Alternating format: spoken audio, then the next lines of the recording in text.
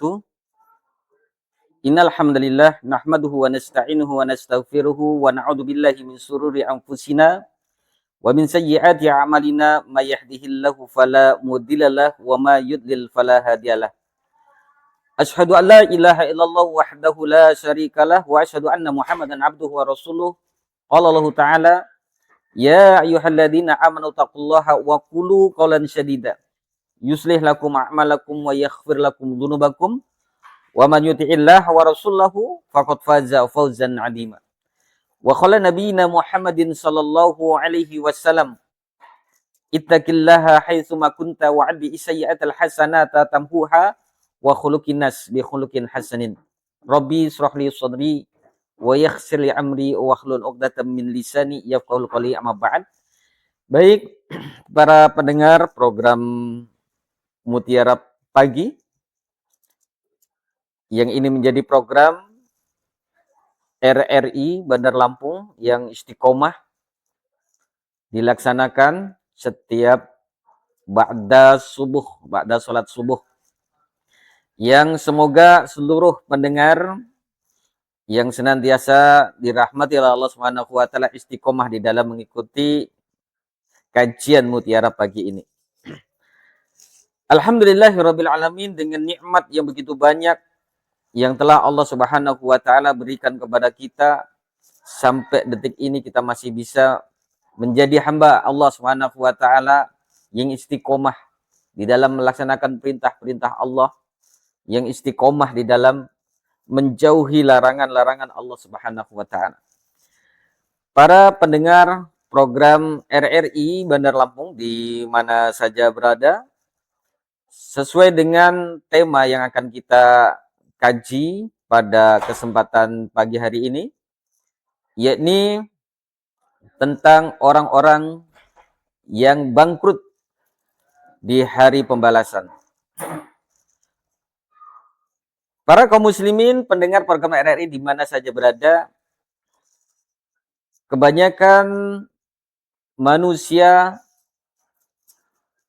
menilai atau memaknai tentang kerugian itu ada pada kegagalan setiap usaha yang kita lakukan.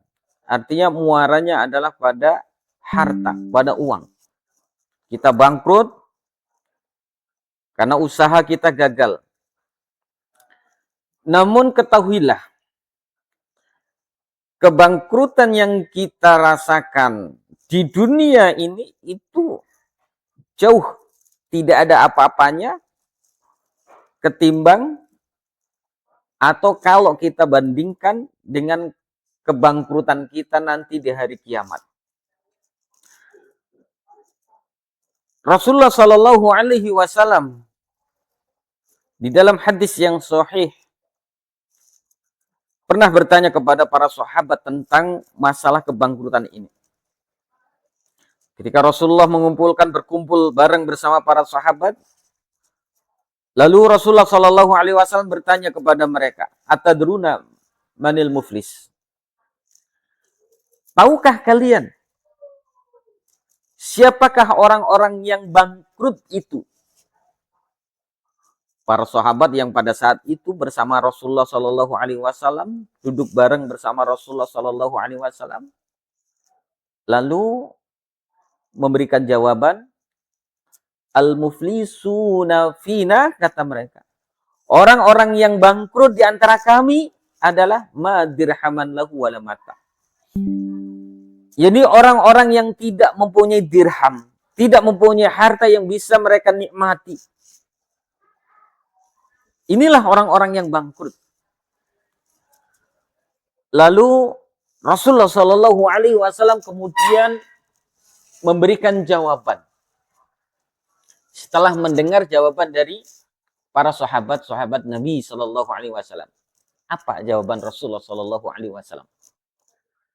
Qala Rasulullah Shallallahu Alaihi Wasallam, innal muflisa min ummati ya'ti yaumal qiyamati bisolah wasiyam wazakata wa ya'ti qad satama hada wa qadafa hada wa akala mala hada wasafaka damahada.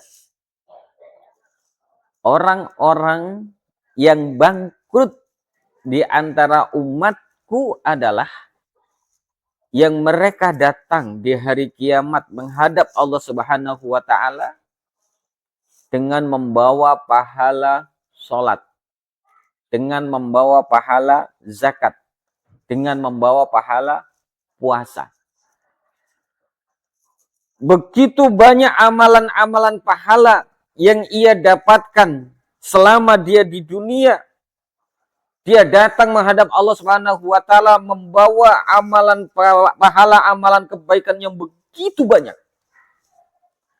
Lalu datang bersamaan pula pada saat itu orang-orang yang pernah ia zalimi, orang yang pernah ia sakiti, orang yang pernah diambil hartanya tanpa hak, datang mengiringi, mengikuti. Dan ketika orang tersebut ini akan masuk ke dalam surga dengan amalan yang begitu banyak, lalu orang-orang yang pernah dizalimi, orang-orang yang pernah disakiti waktu di dunia,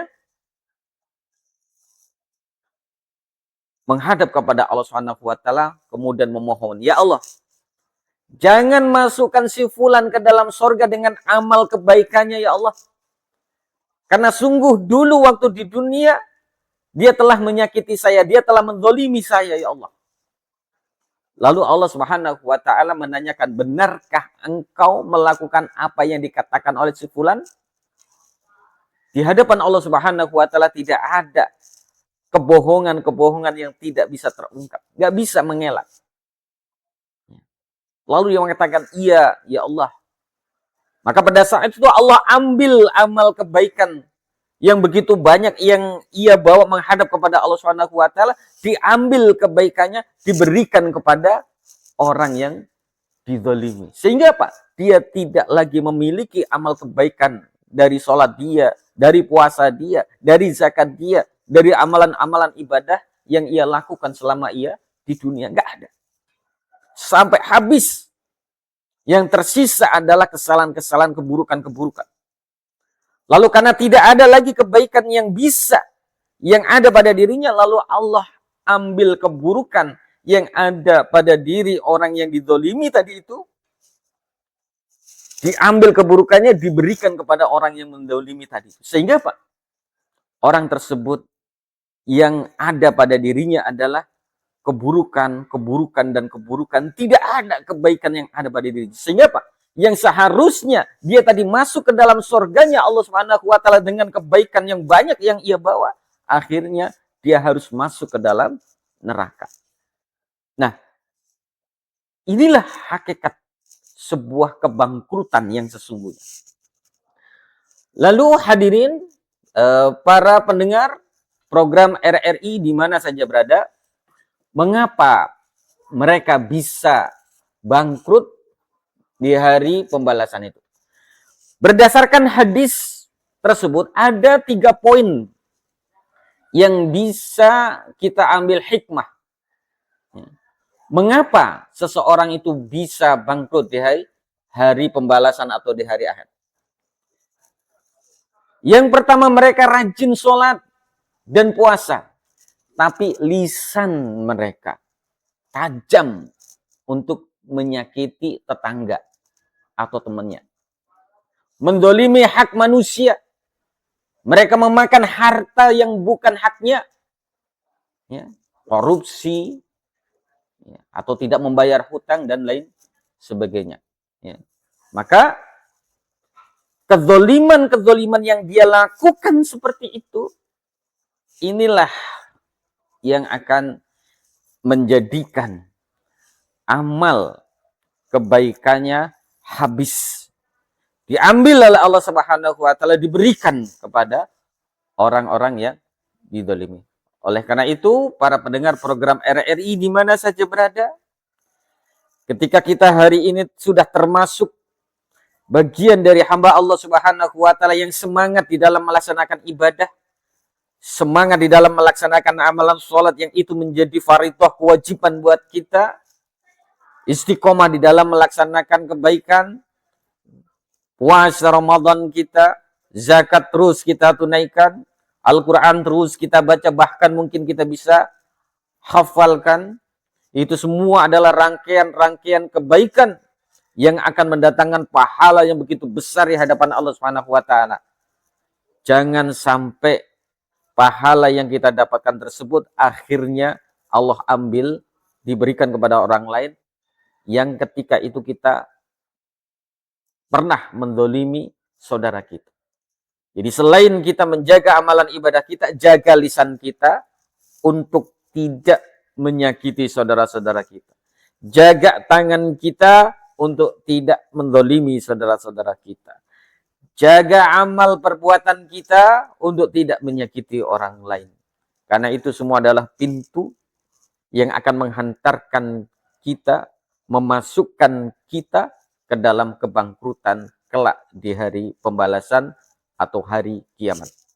Mudah-mudahan kita semua ya, termasuk bagian dari hamba Allah Subhanahu wa taala yang diistiqomahkan oleh Allah di dalam melaksanakan amal baik, amal soleh, amal ibadah, dan juga kita dimudahkan oleh Allah Subhanahu wa taala untuk menjaga diri kita dari perbuatan menyakiti saudara kita, sehingga amalan ibadah kita benar-benar akan menjadi amalan yang terbaik buat kita dan yang akan menyelamatkan kita kelak di hari pembalasan dan yang akan memasukkan kita ke dalam surganya Allah Subhanahu wa taala dengan ridhonya Allah Subhanahu wa taala. Demikian para pendengar program RRI di mana saja berada yang bisa kita bahas, masih ada 2 poin yang menjadikan kenapa kita nanti atau ada orang yang bangkrut di hari kiamat. Maka yang 2 poin lagi akan kita kaji di kesempatan Mutiara Pagi yang akan datang. Demikian, Assalamualaikum warahmatullahi wabarakatuh.